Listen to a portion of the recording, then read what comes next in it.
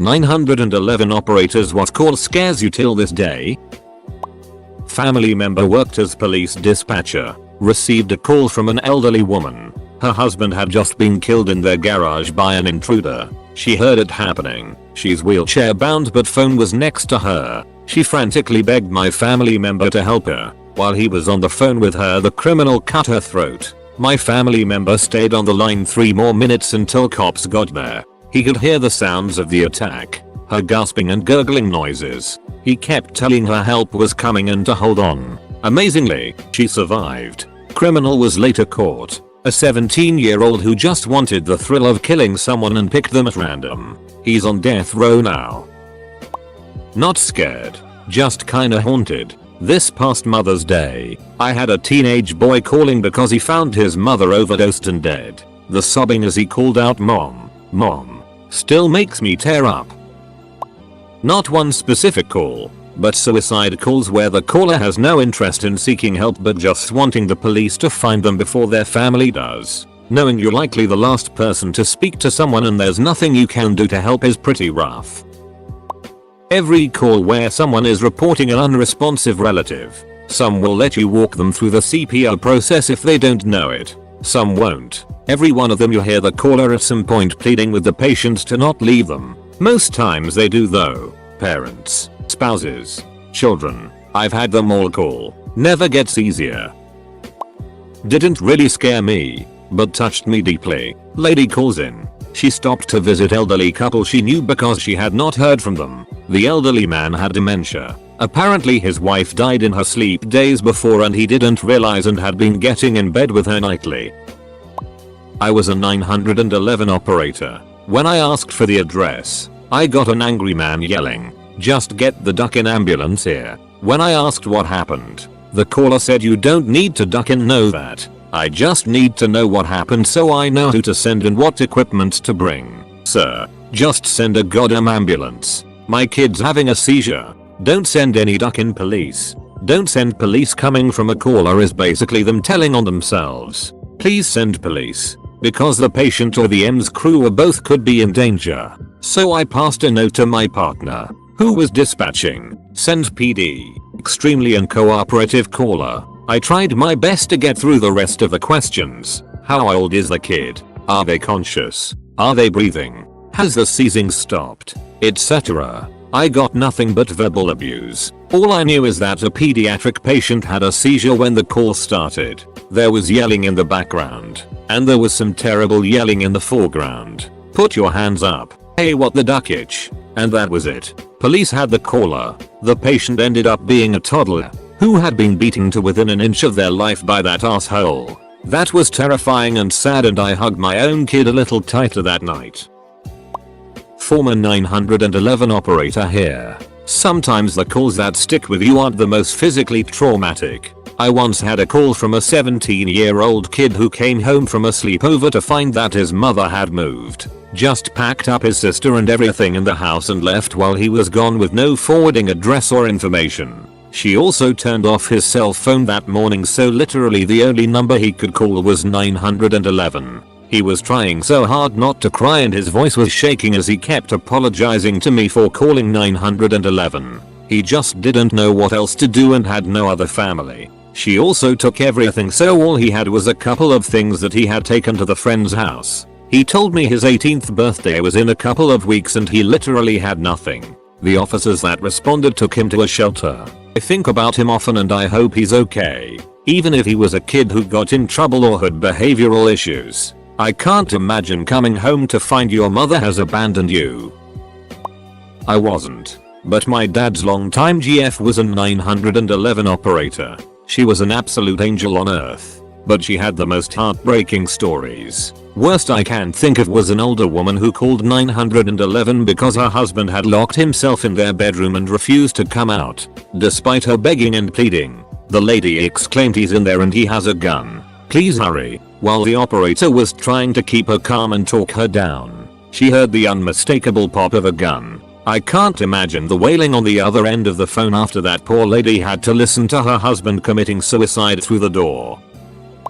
I have to. 1. A call from a male who stated he'd found his girlfriend's son unresponsive. Very frantic caller. He and the mother passed the phone back and forth multiple times while I tried to give various rescue instructions. That part wasn't all that abnormal, but they later took the male into custody and I found out the initial caller had strangled the kid and then freaked out and called. Still makes me mad and it's been years. 2. Not mine, but a call they played for us in state training. An elderly man had a complete psychotic break and killed his wife with a hammer. Afterward he calmly called 911 and confessed. The dispatcher attempted to give rescue instructions, up until he realized the damage was extensive enough that her head was mostly gone. Several of the first officers on scene were violently ill because of how bloody the house was. This was 10 plus years ago, but one night I had a call from a woman who jumped out of a moving vehicle to escape a sex assault. Suspect was an ex-boyfriend who had done it in the past. Luckily she was still able to run, but she was definitely injured and had no idea where she was, and this was when a cell phone's location was just the closest cell tower. She was, understandably, hysterical and I spent the first few minutes trying to get her calm and quiet enough to avoid detection. She found one of those big green electrical boxes to hide behind for a few minutes while the suspect drove back and forth looking for her. Once she couldn't see the headlights anymore, she was able to coherently speak to me and we determined she was in an office park. There were building numbers, but she wasn't near a street sign, so that wasn't very helpful. I told her to check the nearest mailbox and to read me the address on any mail that she could find. It took her a minute or two of running behind buildings to locate a mailbox, but when she did we were able to pinpoint her location. Half of the deputies in my county responded. And the happy ending to the story is that the suspect was still in the office park and when he tried to flee on foot, Chewy caught up to him and made the arrest. Oh. Chewy was a 120-pound German Shepherd who served a long and distinguished career at my agency : This wasn't a call that necessarily keeps me up at night, but it was the scariest in the moment call I ever took. Not an operator but heard the story. The woman had gotten out of her car and shut the door and went around to get her infant out of the car seat. As she walked to the kid's door the car locked itself and she left the key inside. So this kid is stuck in the car and it is a hot summer day so she immediately calls 911. Well the operator told her it did not qualify as an emergency and hung up. So the mom picked up a branch and smashed the back windshield and rescued her kid. Operator got fired. I was a 911 operator. I get a call one night of a woman crying. Not abnormal. People don't tend to call 911 on good days. She's crying but trying to hold it together. Her son fell in the bathroom and isn't responding to her. She can crack open the door a little bit but can't open it because he has fallen against the door and the bathroom is small. She can see in a little bit. Her grown-up son is living with her. He went into the bathroom to do some drugs. I don't know what kind but it was the kind you inject with a needle. We know this because she can see the needle hanging from his arm. I asked if this had ever happened before. She said yes. She gave me his age, mid-20s, and her address and some other things I needed. While I'm talking to her, I can hear in every word this woman speaks the tremendous love and fear of a mother for her child. Her son is dying, or is dead, and she knows it but she can't do anything but stay as calm as possible to answer my questions. She was holding on, but I could hear it in her voice. He was in his 20s but it was her baby dying on that floor and she couldn't do a thing about it. That was about 8 years ago. I still feel upset when I think about that call even now. Rescue got there and he did live, but that doesn't change how I remember feeling. That poor mother. I'm going to do another one because this thread is a bummer and we all need a laugh. I assure you, not making any of this up. There was a ranch on the edge of the city limits in my area, right by a large park and swimming hole. That ranch had a variety of livestock, but they had an issue with their pygmy goats. Every few weeks we'd get a call because 100 little goats were roving through the park or down the street. One day, I took that call from a man in the park who had been chased by the goats into a porta potty. He was frantic, like screaming, "You need to send animal control out here right now." And all the while, I could hear two other prominent, repeated sounds, the whack of little goats' noggins rattling against the plastic porta potty, and bleating, malevolent, incessant bleating. What did those goats want? What would they have done had he not found refuge? We'll never know. Edit. Typo fix. Not scary, but will definitely stick with me for the rest of my life. Sanswood a 911 call about an unresponsive male driver passed out at a stop sign. I got the info and dispatched units to the scene. Realized moments later that the vehicle the caller described was my own. It was my 26-year-old son who had overdosed on heroin and Xanax. He was at a road literally 100 feet from dispatch and EMS. We made it there at the same time. Narcan saved his life. He currently in rehab for the next year and is rocking it. Nothing scared me, but there are calls that stick with you forever. Family finding another family member committed suicide. Mother calling saying a neighbor molested her young daughter. Officer shot by a guy with a warrant. Officer committing suicide. People dying while you're on the phone with them or with someone with them. I answered those calls for 16 years. I was happy to get out. Former 911 operator dispatcher. I only did the job for a few months, but there are 2 calls that stick with me. Call number 1. 911 terminal goes off and I answer. On the other end of the line there a woman screams, "He's raping me, please help." I ask her that she's just been raped, as most people tend to report crimes as if they are just happening when most times the crime has already occurred and finished. She screams, "No, he's raping now." This woman is actively being raped while on the phone. We get police dispatched and try to locate her, but her phone is pinging in the middle of a cornfield and she's saying she's in an alley. Finally, after 10 minutes of listening to this woman being attacked, she gets away and gets to a house where we locate her. Her attacker got away. Call number 2. Due to a batch of heroin that was heavily laced with fentanyl coming out of Ohio, Southern Indiana had one of the worst nights for overdoses. Narcan was scarce. For 8 hours we fielded an overdose call at least every 30 minutes. The one that broke me though came near the end of the shift. 911 terminal goes off and I answer. On the other end a 10-year-old boy states that his father is not breathing and turning blue. I ask if his dad was eating something or did he suddenly collapse. etc. Boy states his dad has a needle in his arm and he thinks his medicine is bad. I get the boy to unlock his door and the medical team and police arrive. Later the officer who arrived let me know the dad didn't make it. I cannot tell you how horrible it is to listen to a child as they watch their parent overdose and die. To those of you thin yellow line workers still working the phone lines, thank you for being the voice on the other end of the line.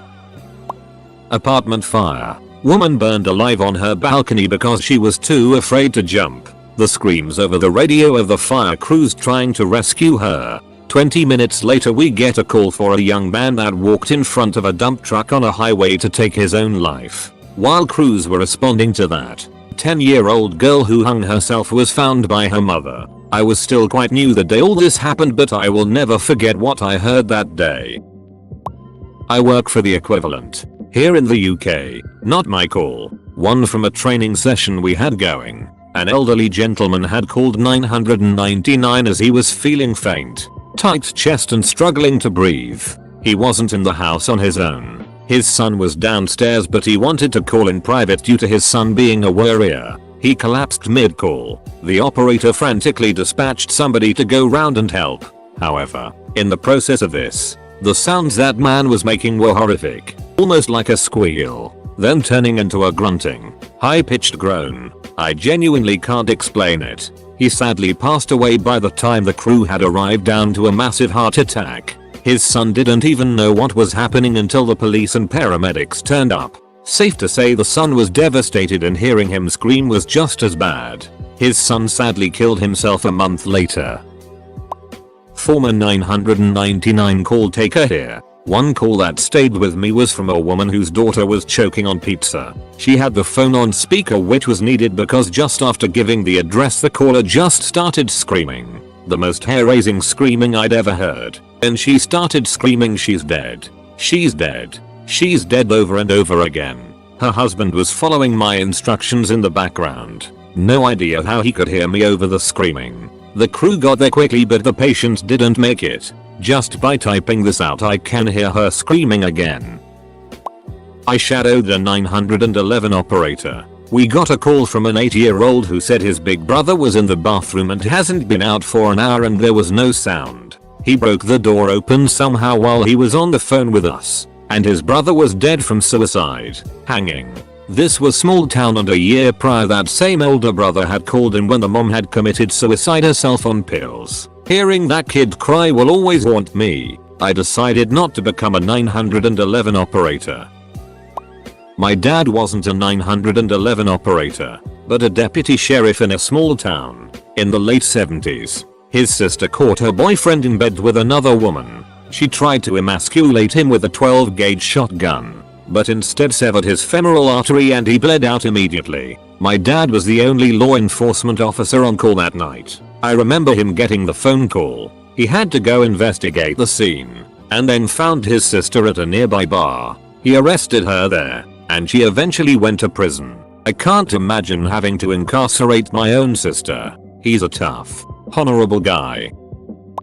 Got a 911 call with just screaming. Nothing intelligible. Just the loudest screaming you've ever heard. I started officers to the house. Then a kid started yelling that her uncle was trying to kill her, her sister, and her grandmother. She started screaming again. There was a thud, and then no more sound. Officers got there and a man walked out into the driveway and said, "I did it. I killed them." He was mentally ill and lived with his mother. She had been trying to get him committed, with doctors saying he wasn't a danger to himself or others. His 9-year-old twin nieces were visiting from out of state. He snapped that morning, bludgeoned them all with blunt objects, including a large vase. His mom and one niece died. One twin survived with extensive injuries. It was a horrifying call. I have to. 1. It was my second week, and I was plugged in with another dispatcher who was handling calls, and I was working the computer and stuff as part of my training. We got a call from a guy in a car who said that he was in a near accident with another driver, and the other driver was following him and being aggressive. The dispatcher told him to turn around and look for a well-lit, busy place, like a gas station, to stop, and we would have someone on the way to meet him there. He was shot 5 times while on the phone with us, waiting for the officer to arrive. I found out the next day on the news that the guy flew in from out of town to walk his daughter down the aisle. 2. A month or so later, at the beginning of my shift, I received a call from a very distraught man whose dad had gone missing from his care facility. He had dementia and his dad thought he might be looking for a bar to get a drink. I took his information and got a description, and put out a bolo for him. For these calls, we normally don't find out the outcome. In this case, one of my last calls that same night was a person calling who found a body on some train tracks, and it turned out to be the same guy I had put out the bolo for. I had to call the deputy who went and took the guy's statement and tell him the news, and he then had to go tell the guy's son. That was a ratty end to the night. Formerly had a dispatcher that needed some therapy after this one. Rural county sheriff's office is where we worked. Dead of winter. Roads were slick with a glaze of ice on top of the driven on hard packed snow. A rural mail carrier had lost control of her vehicle and rolled her Jeep Grand Cherokee on its top.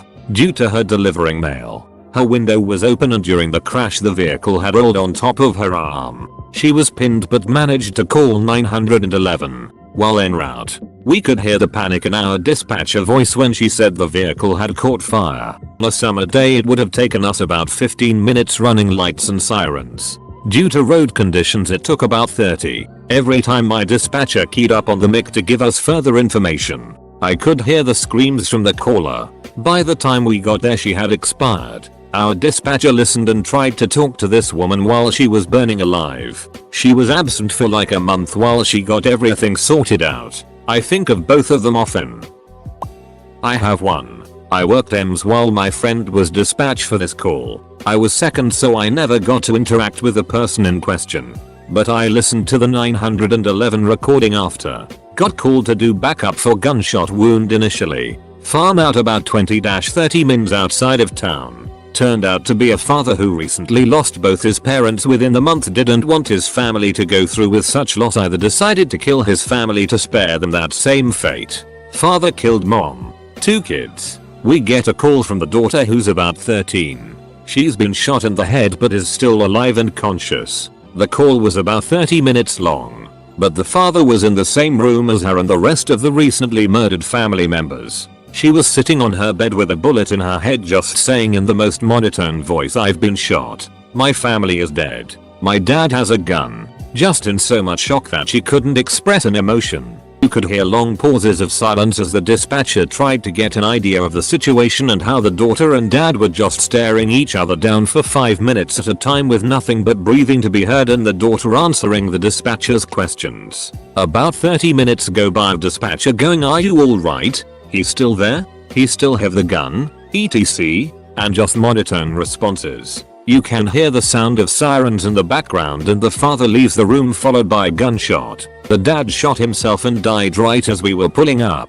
She ended up living, but had lost every single member of her family that week. I don't know what happened after all that. That call is the reason I never wanted to pursue dispatch ever again. My friend was an absolute champion for how he handled it, but he never wanted to listen to it again.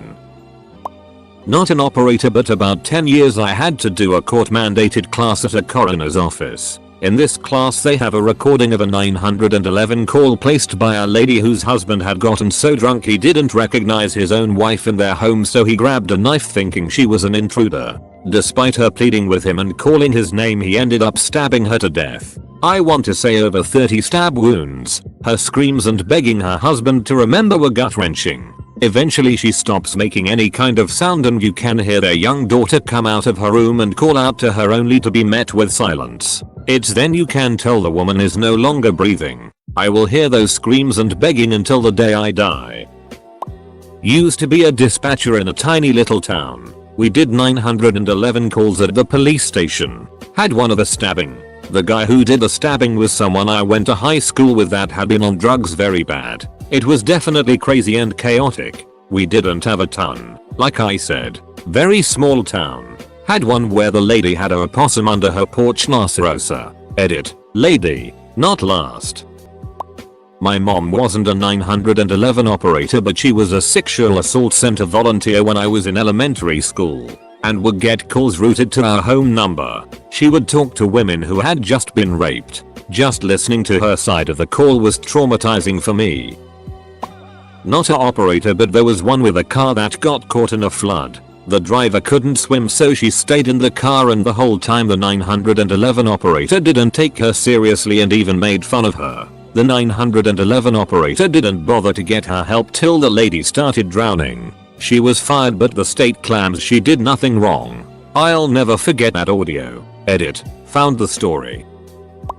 1. Homeowner called saying her house sitter was acting funny. Another caller reported someone at this home was throwing knives at a dog. Another person called and said there were 2 people in an altercation at the home and there was blood everywhere. Cops showed up and found blood everywhere in the house and made entry into a room where someone was shot but alive, and another person surrendering.